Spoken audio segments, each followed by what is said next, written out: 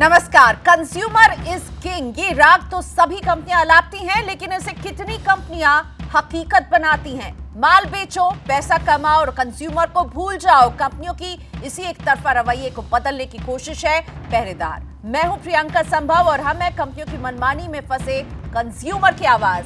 देश का यह है इकलौता टीवी शो जो करता है आपके हक की बात। इस हफ्ते पहरेदार में हम फोकस कर रहे हैं इंश्योरेंस में चल रहे गोलमाल पर। झूठे वादों के बिना पर पॉलिसी बेची जा रही है। झूठी पॉलिसी बेचने वाले एजेंट्स की खबर लेने की बजाय उनकी कंपनियां उल्टे कंज्यूमर को ही नियम कायदे सिखा रही है।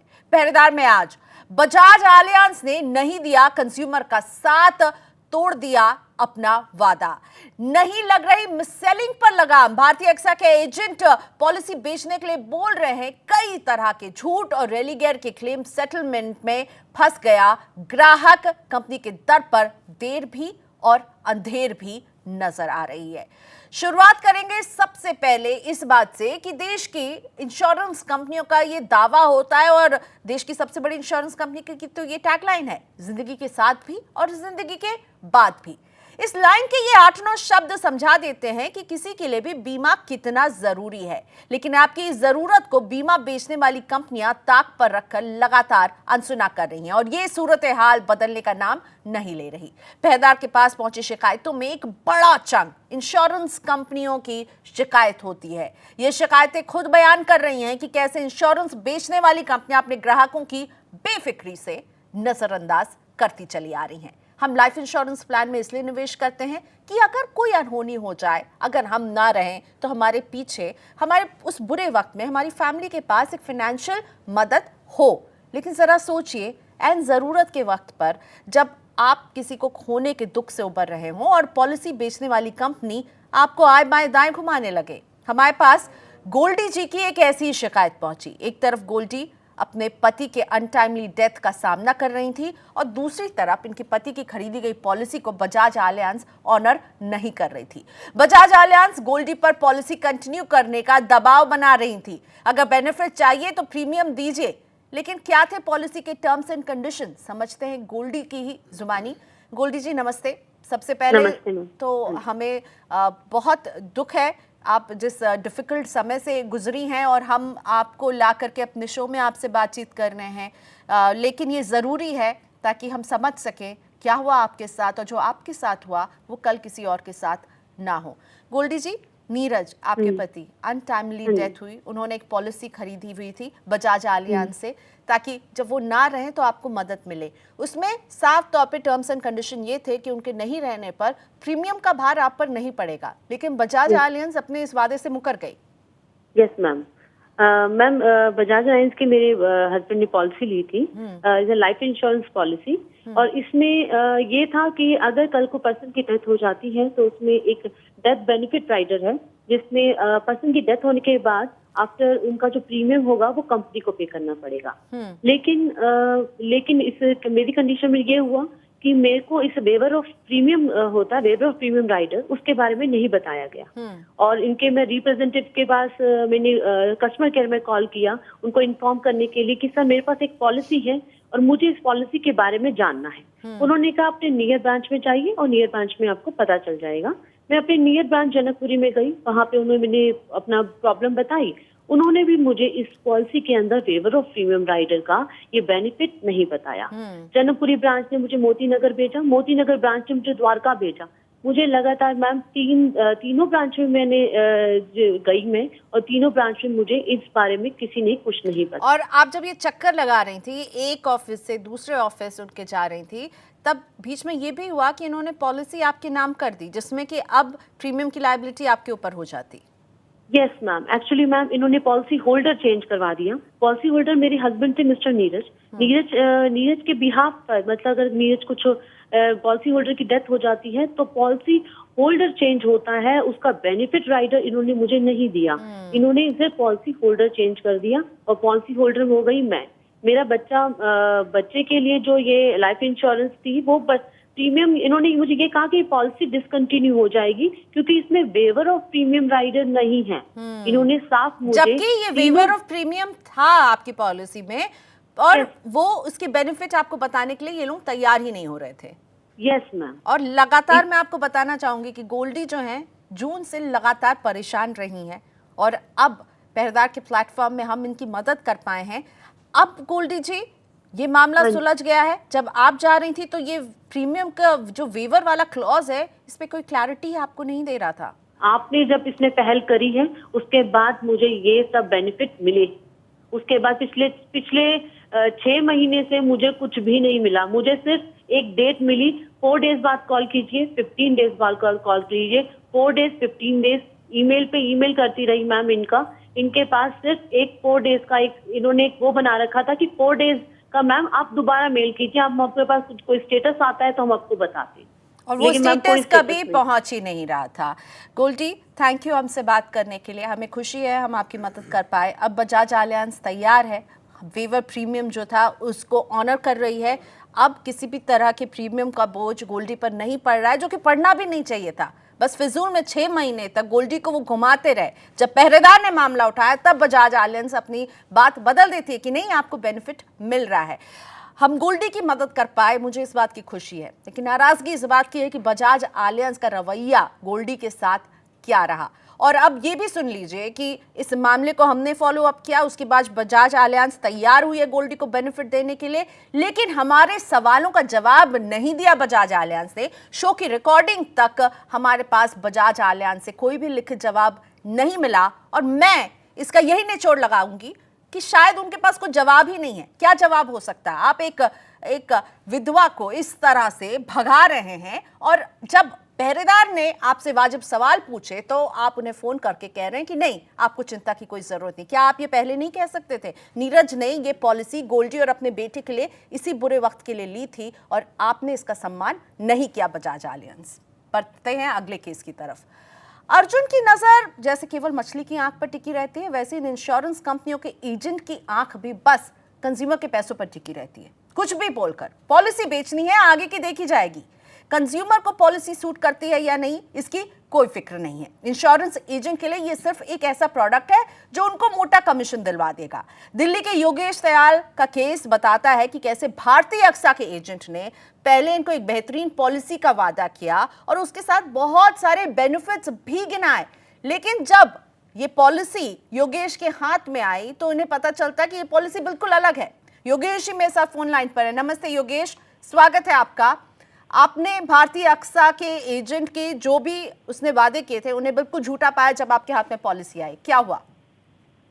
मैम मुझे जितने भी बेनिफिट्स उन लोगों ने बताए सब झूठे थे। उन्होंने मुझे लाइफ इंश्योरेंस का बेनिफिट बताया जिसमें 13 लाख मुझे मैच्योरिटी पे मिलेगा एंड जिसमें मेडिकल कवरेज होगा, जिसमें मैं, मेरे मदर, मेरे फादर तीनों इंक्लूड होंगे, जिसका ईयरली अमाउंट 3 लाख होगा। अच्छा, उन्होंने कहा कि लाइफ इंश्योरेंस और मेडिकल कवरेज दोनों मिलेगी?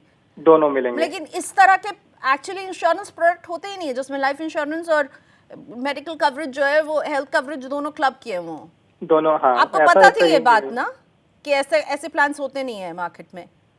जी मुझे पता था। एक्चुअली क्या है कि मैंने पता भी किया था मार्केट में ऐसे प्लान्स होते ही नहीं है, but actually it's a big company भारतीय एक्सा, सो उनके गुडविल पे ही मैंने ट्रस्ट करके ये पॉलिसी ली थी। ठीक है। एंड उन्होंने साथ में ये भी बताया था कि जो मेडिकल का अमाउंट जो 3 लाख होगा वो और मेडिकल से डिफरेंट होगा। इन केस अगर मेरे पास दूसरी मेडिकल पॉलिसी भी है, मैं उससे कैशलेस ले लेता हूँ क्लेम, तो इससे मैं रीइंबर्समेंट भी ले सकता हूँ। ठीक है, तो एक तो इन्होंने कहा कि आपको एक हेल्थ कवरेज मिलेगी लाइफ इंश्योरेंस के साथ। इसके साथ मैं ये भी बता दूं कि योगेश जी को इन्होंने कुछ गिफ्ट वाउचर भी दिए थे ट्रैवल के, जिसके मुताबिक मतलब मैं पहली बार सुन रही हूँ कि गिफ्ट वाउचर आप इंटरनेशनल डेस्टिनेशन और डोमेस्टिक डेस्टिनेशन जा सकते हैं। 2 नाइट 3 डेज के कुछ पैकेजेस भी दिए थे। पर जब पॉलिसी हाथ में आई योगेश जी, सच सामने आ गया, ऐसा कुछ नहीं था कि आपको किसी भी तरह की उसमें हेल्थ कवरेज मिल रही थी।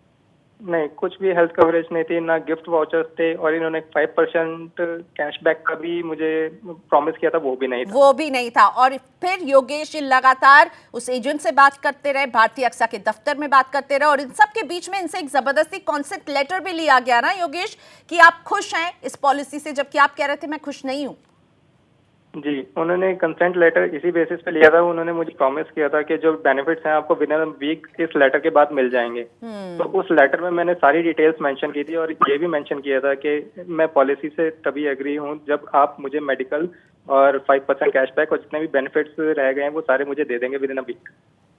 लेकिन ऐसा कुछ हुआ नहीं, क्योंकि ये बेनिफिट शायद उस पॉलिसी का हिस्सा ही नहीं थे जिसकी मांग योगेश कर रहे थे। और योगेश इसलिए मांग नहीं कर रहे थे, गैर वाजिब मांग नहीं कर रहे थे, उनको एजेंट ने कहा था ये सब मिलेगा। और अब योगेश जी बहुत मुश्किल के बाद आपने इस पॉलिसी को कैंसिल किया है पहरेदार की मदद से ही। जी, जैसे ही मैंने पहरेदार को लूप में रखते हुए ईमेल डाली, उनका within a week call आ गया और विद इन अ वीक मुझे मेरा रिफंड मिल गया। चलिए, आपको ये रिफंड मिल गया है, लेकिन इसके पहले लगातार योगेश ट्राई करते रहे। एजेंट ने जो झूठे वादे किए थे उसको तो कंपनी पूरा कर ही नहीं सकती थी, क्योंकि वो सब इस पॉलिसी का हिस्सा ही नहीं थे। थैंक यू योगेश हमसे बात करने के लिए। पहरेदार की दखल के बाद कंपनी ने अपने गलत को सही किया है और भारतीय एक्सा ने अपने आधिकारिक जवाब में बताया है कि ग्राहक को अस्पताल के रोजाना खर्चे के लिए एक तय कीमत के बारे में बताया गया था, जिसे ग्राहक ने मिस इंटरप्रेट करते हुए ये समझा कि उन्हें उनके माता पिता और अपने लिए एक मेडिकल कवरेज दिया जा रहा है। ग्राहक पॉलिसी को आगे जारी नहीं रखना चाहता है और इसीलिए पॉलिसी को कैंसिल कर दिया गया है। 7 दिन के भीतर ग्राहक के बैंक अकाउंट में पैसे आ जाएंगे। साथ ही कंपनी का कहना है कि वो इस मामले की जांच करेगी और दोषी व्यक्ति के खिलाफ उचित कार्रवाई भी की जाएगी। साफ तौर पर एजेंट ने झूठ बोला, कंपनी कह रही कार्रवाई करेगी, लेकिन क्या कार्रवाई करेगी? यहां तक कि योगेश को तो अपने ये पैसे भी वापस नहीं मिल रहे थे जब तक हमने ये मामला नहीं उठाया। तब बस डेट पर डेट दी जा रही थी, हाँ हम देख रहे हैं, हम कर रहे हैं, लेकिन अब फाइनली वो पैसे मिल चुके हैं। IRDAI के आंकड़े बताते हैं कि देश में अब तक लगभग 33 करोड़ लाइफ इंश्योरेंस पॉलिसी बेची जा चुकी है और ये तादाद आने वाले 5 सालों में 15 से 20% और बढ़ सकती है। लेकिन इसके बीच अगर गोल्डी और योगेश दयाल के केस आते रहेंगे तो ये जरूर हमें बता रही है कि इस सेक्टर में कुछ ना कुछ तो गड़बड़ चल रही है और इस गड़बड़ी का आपको सामना कैसे करना, आप कैसे लड़ें। सुप्रीम कोर्ट के एडवोकेट और कंज्यूमर मामलों के जानकार समीर जैन मेरे साथ जुड़ रहे हैं। समीर, योगेश और गोल्डी 2 केसेस हमने आपके सामने रखे। गोल्डी के केस में मैं बात करना चाहूंगी, उनके हस्बैंड नहीं रहे, बहुत दुख की बात है। उसके बाद देखिए कैसे वो इधर से उधर, कभी इधर जा रही, कभी तो 6 महीने तक ये करती नहीं। इन कंपनियों को कोई भय नहीं है, कोई ईमान नहीं है, दिल नहीं है इनके पास और इन्हें किसी का डर नहीं है। सब सही कह रही हैं प्रियंका। ये अनफॉर्चुनेट है कि कंपनीज कंज्यूमर्स को इतना घुमाती हैं, उनके एजेंट्स झूठ बोल के उन्हें पॉलिसीज बेच देते हैं। प्रॉब्लम आती है हमारे रेगुलेटर की, क्योंकि हर एक इंश्योरेंस कंपनी रेगुलेटेड है IRDA की पॉलिसीज़ और नॉर्म से। हर एक एजेंट को रजिस्टर होना पड़ता है जो भी पॉलिसी बेचता है IRDA के साथ। दिक्कत सबसे बड़ी ये है कि कंज्यूमर का एक्सेस नहीं है IRDA के पास। आप अगर IRDA की वेबसाइट पे भी जाएंगी तो वहाँ पे कोई कंप्लेंट मैकेनिज्म नहीं है।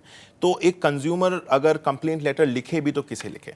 सो उसके पास या तो 2 ही ऑप्शन रहते हैं कि जो इंश्योरेंस कंपनी ने किया उसे एक्सेप्ट कर ले, या तो भाग दौड़ करता रहे या फिर कचहरी जाके कोर्ट के सामने। और इसीलिए इन कंपनियों का हौसला इतना बुलंद होता है। और केवल कंपनियों का ही हौसला नहीं बुलंद होता है, सोचिए एजेंट का हौसला कितना बुलंद होता है। एजेंट साफ तौर पर जो है झूठ बोल देता है, आपको ट्रैवल पैकेजेस बेचने लगता है, आपको इंश्योरेंस के साथ हेल्थ कवरेज बेचने लगता है, एकदम साफ झूठ। योगेश के केस में हमें लगा कि भारतीय एक्सा का एजेंट उन्हें बोल रहा था और एजेंट की उस पर कोई कार्रवाई नहीं, कंपनी उसे डिफेंड कर रही है। जी, आपने बिल्कुल ठीक कहा कि लाइफ इंश्योरेंस पॉलिसी और नॉन लाइफ इंश्योरेंस पॉलिसी साथ में क्लब करके बेची ही नहीं जा सकती है।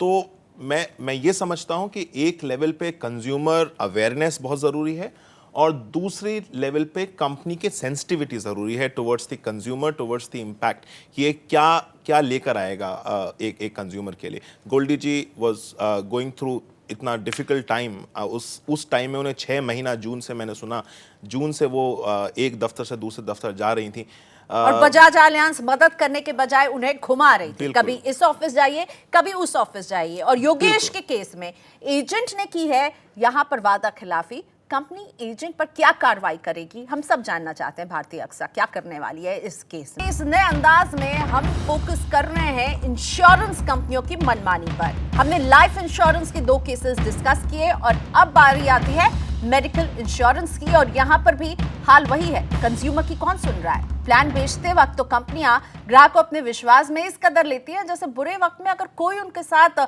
सबसे पहले खड़ा होगा तो वो होगी आपकी इंश्योरेंस कंपनी। लेकिन इन दावों में कितनी हकीकत है, इससे पर्दा सिर्फ ग्राहक ही उठा सकता है।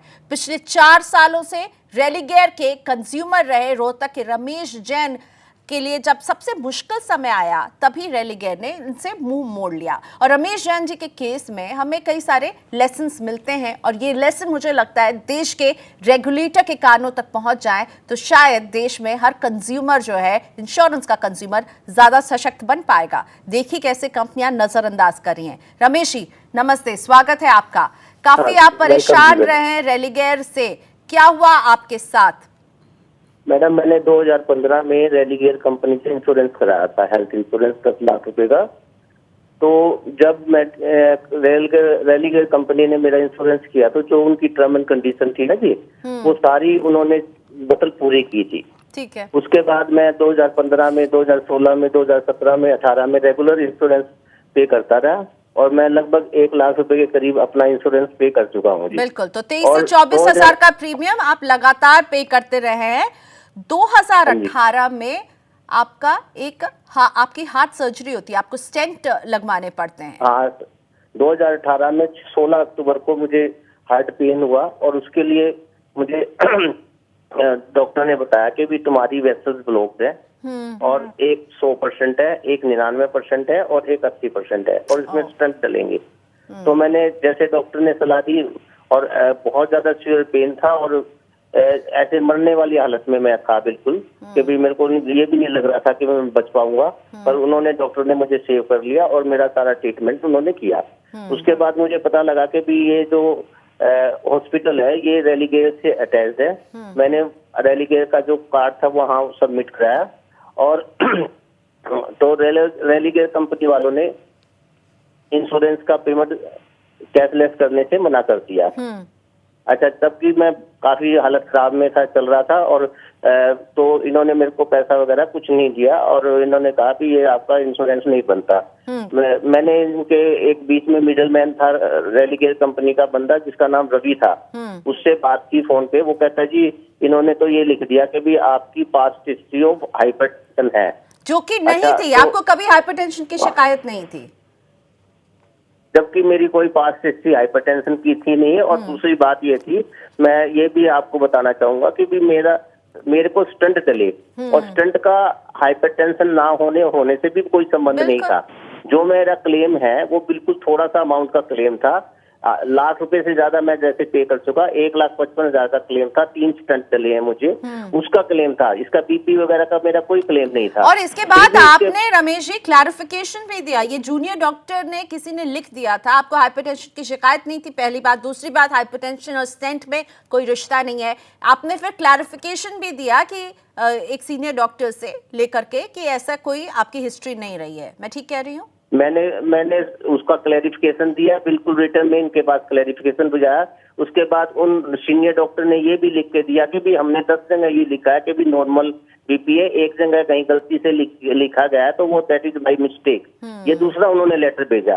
उसके बावजूद भी इन्होंने बस ये कह के कि जी पास्ट हिस्ट्री ऑफ हाइपरटेंशन आप वो नहीं, उसी बात को लेकर पकड़ के बैठ गई रेलिगेयर। आपको पैसे अभी भी नहीं मिले, मैं ठीक कह रही हूँ रमेश जी? अभी तक पैसे नहीं मिले मुझे। तो जब पॉलिसी बेचना होता है तब रमेश जैन जी जो है उनके लिए सबसे बेस्ट कस्टमर रहते होंगे। और जब इस तरह से क्लेम के लिए रमेश जैन जैसे लोग आवाज उठाते हैं तब रेलिगेयर जैसी कंपनियां चुप्पी साध लेती हैं। सोचिए जरा, इन्होंने क्लैरिफिकेशन सबमिट किया है जिसमें सीनियर डॉक्टर ने, अस्पताल के प्रशासन ने साफ तौर पर लिखा है कि वो इन्हें हाइपरटेंशन की शिकायत नहीं थी। और ये क्लैरिफिकेशन देने के बाद भी ये जूनियर डॉक्टर से ये गलती हुई है, इसके बाद भी रेलिगेयर इनकी सुनने को राजी नहीं है। रेलिगेयर अपने फैसले से टस से मस नहीं हो रही है। कंपनी ने हमें जो अपना आधिकारिक जवाब भेजा है उसमें बताया है कि हमने मामले की जांच की है जिसमें ग्राहक द्वारा जमा किए गए शुरुआती दस्तावेजों के आधार पर क्लेम को खारिज किया गया, लेकिन बड़ी आसानी से कंपनी पहरेदार को कुछ मौलिक सवाल का जवाब नहीं दे रही है। और ये है सवाल हम रखते हैं समीर के सामने। समीर, क्लैरिफिकेशन दे दिया रमेश जैन जी ने, तब भी वो नहीं मानेंगे। उन्होंने ये मतलब एक पत्थर की लकीर हो गई है, हमने मना कर दिया, अब हम नहीं देंगे। प्रियंका, क्लैरिफिकेशन नहीं भी दिया होता, अगर क्लैरिफिकेशन नहीं भी दिया होता और मैंने सुना कि कोई कनेक्शन नहीं था हाइपरटेंशन और उनके स्टेंट डलने में, और लकीली कोर्ट्स ने, Punjab and Haryana high court ने, नेशनल कमीशन ने कई केसेस में, और ये बहुत ही रेगुलर इंश्योरेंस कंपनी का मोडस है कि इन्हें किसी प्री एग्जिस्टिंग डिजीज को दिखा के क्लेम को मना कर दिया जाता है। तो कोर्ट ने बोला कि हाइपरटेंशन एक लाइफस्टाइल डिजीज है जो कि दवाइयों से और लाइफस्टाइल चेंज करने से ठीक की जा सकती है। तो हाइपरटेंशन को तो पहली बार प्री एग्जिस्टिंग डिजीज नहीं माना जाएगा। और अगर हाइपरटेंशन है भी, पंजाब एंड हरियाणा में जो केस हुआ था उसमें 24 साल से हाइपरटेंशन की पेशेंट को, इंश्योर्ड को प्रॉब्लम थी और उसे भी स्टेंट डाला था। तो कोर्ट ने ये कहा कि जो ड्यूटी है प्रूव करना कि इंश्योर्ड को प्री एग्जिस्टिंग डिजीज है और वही उस प्री एग्जिस्टिंग डिजीज कारण है उसके इस इंश्योरेबल क्लेम की, ये इंश्योरेंस कंपनी की रिस्पॉन्सिबिलिटी है, इंश्योर्ड की नहीं है। तो जब तक इंश्योरेंस कंपनी ये प्रूव नहीं करेगी, और ये प्री एग्जिस्टिंग एक ढाल बनाकर ये बस क्लेम रिजेक्शन का बहाना होता है। बिल्कुल। और इन कंपनियों के ये बहाने यूं ही चलते रहेंगे क्योंकि कहीं ना कहीं मैं देख रही हूँ हमारा रेगुलेटर कुछ नहीं कर पा रहा है। तो आखिर में कंज्यूमर के पास रास्ता क्या बचता है? कंज्यूमर फोरम जाने का। कंज्यूमर फोरम आज की डेट में एक इफेक्टिव मैकेनिज्म है, मुझे लगता है। समय ज़रूर लगता है, लेकिन आई थिंक जजेस जो इंटरप्रेट कर रहे हैं पॉलिसीज़ को, वो बहुत ही प्रो कंज्यूमर इंटरप्रेट कर रहे हैं। यहाँ तक कि बोला गया है कई केसेस में कि जो पॉलिसी की टर्म्स एंड कंडीशंस अगर आपको नहीं दी जाती हैं at the time of insurance, तो आप उन टर्म्स को कंज्यूमर के ऊपर फोर्स नहीं कर सकते हैं। कई पॉलिसीज में होता है कि वो अपनी वेबसाइट का लिंक दे देते हैं कि और क्या आप एजेंट के झूठ को भी चैलेंज कर सकते हैं कंज्यूमर फोरम में? बिल्कुल कर सकते हैं, लेकिन वहां पे मैं ये कहना चाहूंगा कि आप इट ऑल बॉयल्स डाउन, आप कैसे प्रूव करेंगे कि आपको एजेंट ने क्या बोला। तो यहाँ पे थोड़ा कंज्यूमर अवेयरनेस की जरूरत आ जाती है। और मुझे लगता है जो भी एजेंट से बातचीत हो रही है वो वर्बल ना हो, एक लिखित आप उसे जरूर लें, तो आपके पास प्रूफ रहेगा। चलिए, thank you so much Sameer हमारे साथ जुड़ने के लिए।